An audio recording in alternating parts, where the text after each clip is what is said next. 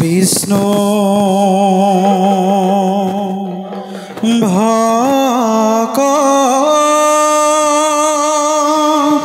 ভক্তৰ সংগ লৈবা প্ৰথমত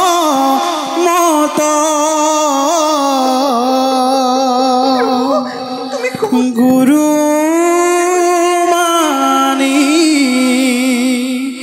শুশ্ৰূষা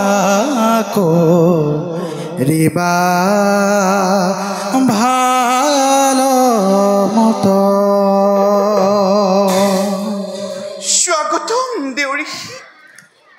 বিষ্ণু ভক্তৰ সংগ লৈবা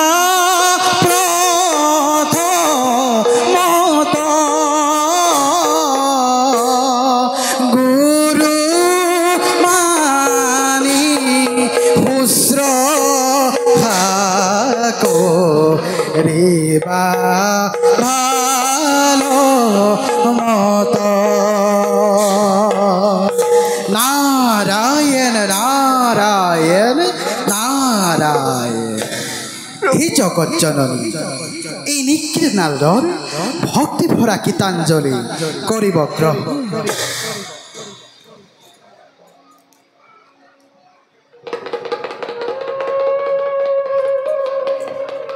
নাৰায়ণ। দেবী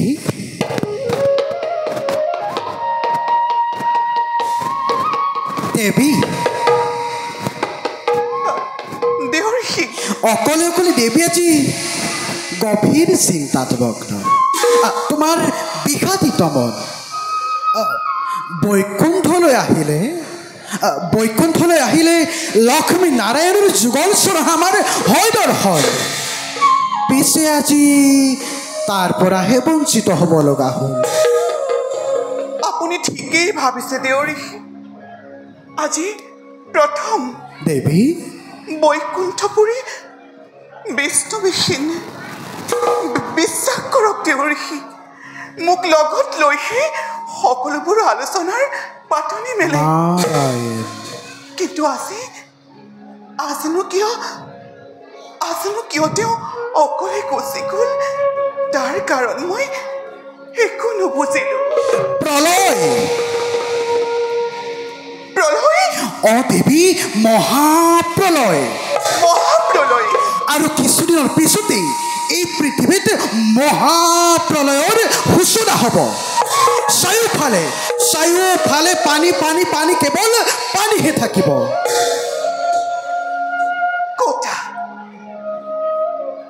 মইতো ইয়াৰ বিষয়ে একো গমকে পোৱা নাই। দেউৰী দেৱী, আপুনি নাৰায়ণক ক'ৰবাত লগ পাইছিল নেকি? কওক দেৱৰী, কওক। তাকেইতো ক'বলৈ আহিছে দেৱী। কওক দেউৰী। গৈছিলোঁ মই কৈলাশলৈ। তাত গৈ দেখিলোঁ ব্ৰহ্মা, বিষ্ণু আৰু ৰুদ্ৰ তিনিও একেবাৰে গুপ্ত আলোচনাত মগ্ন। আৰু কি দেখিলোঁ জানা দেৱী? আৰু কি দেখিলা দেউৰী? ব্ৰহ্মা কন্যা সৰস্বতী আৰু শিৱৰ ভাৰ্যা পাৰ্বতীও সেই গুপ্ত আলোচনাত ভাগ লৈছে। মহাপ্ৰলয়ৰ সময়ত কোনে কি দায়িত্ব বহন কৰিব সকলোবোৰ ভাগ বতৰা কৰি শেষেই কৰি পেলালে। মই আকৌ তোমাক তাত নেদেখি একেবাৰে আচৰিত হৈ পৰিলোঁ। মনতে ভাবিলোঁ, এই বিষ্ণুৱে বা তোমাক কিয় লগত নানিলে?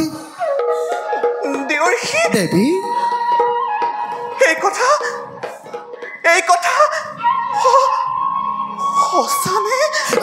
সঁচা মিছা জানিবা নহয়। মই গৈ পোৱাৰ লগে লগে মহাদেৱী সৌটো টুটকীয়া আহিল বুলি উপহাসে কৰিলে। মই সন্তেকো তাত পালন নকৰি পোনে পোনে আহিয়েই বৈকুণ্ঠপুৰী পালোহি। দেৱী, পৃথিৱীত মহাপ্ৰলয়ৰ সৃষ্টি হ'ব। নাৰায়ণ। পৃথিৱী আজি ধ্বংস হ'ব। নাৰায়ণ। তাৰ আলোচনা চলিছে গোপনে অথচ মই গমকেই পোৱা নাই দেৱী সেই আলোচনাত যদি সিয়ৰ ভাৰ্য পাৰ্বতী থাকিব নাৰায়ণ ব্ৰহ্মাৰ কন্যা সৰস্বতী থাকিব পাৰে তেন্তে মই নাৰায়ণৰ পত্নী হৈ সেই আলোচনাত কিয় ভাগ ল'ব পৰা নাই কওক দেৱৰ্ষি দেৱী মই আজি ভীষণভাৱে অপমানিত হৈছো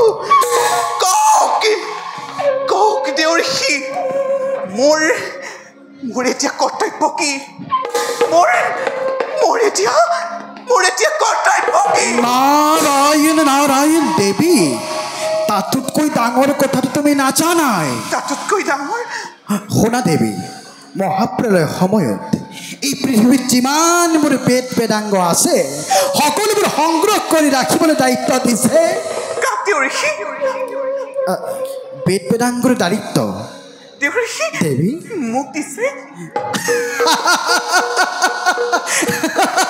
নাই দিয়া দেৱী ব্ৰহ্মা কন্যা সৰস্বতী দিছে জীৱ জন্তু দায়িত্ব দিছে জীৱ জন্তু দায়িত্ব এইবাৰ তুমি ভুল ভাবিছা প্ৰভু বিষ্ণুৱে এই সকলোবোৰ দায়িত্ব মোৰ হাতত অৰ্পণ কৰিছে নহয় জানো তোমাক আৰু প্ৰভু বিষ্ণুৱে জীৱ জন্তু দায়িত্ব নাই দিয়া শিৱ ভাৰ্য পাৰ্বতীক দিছে দুয়োৰে মনত কি যে অপাৰ আনন্দ তুমি যদি সেই আলোচনা থাকিলাহেঁতেন তুমিও সেই আনন্দৰ ভাগ বতৰা ল'ব পাৰিলাহেঁতেন নাৰায়ণ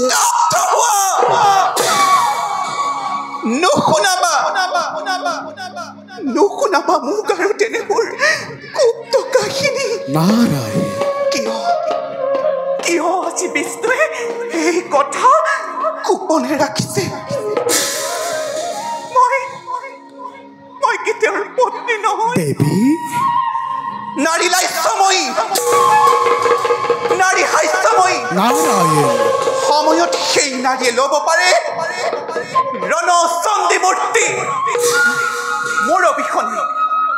মোৰ অবিহনে বিষ্ণুৱে কি সৃষ্টি ৰক্ষা কৰিব পাৰিব নোৱাৰে দেৱী মই ইয়াৰ ভীষণ প্ৰতিশোধ ল'ম দেৱৰ্ষি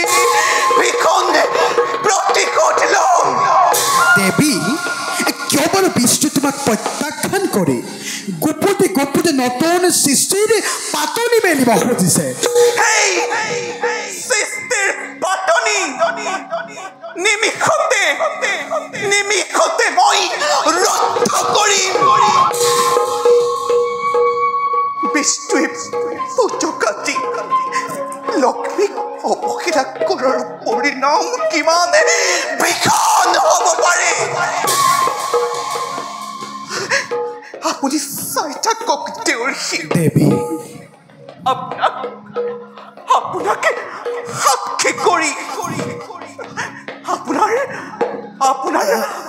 নাৰায়ণ দেৱী এক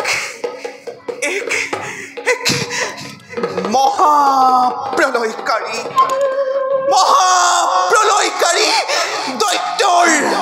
দৈত্যৰ মই সৃষ্টি কৰি দেৱী বিষ্ণুৱে যে নতুন সৃষ্টিতে অংকুৰণ কৰিব খুজিছে তাকে মই ধূলিৰ লগত উৰুৱাই দিম নাৰায়ণ চোৱা স্বৰ্গৰ দেৱতা চোৱা মৰ্ত্যৰ মানৱ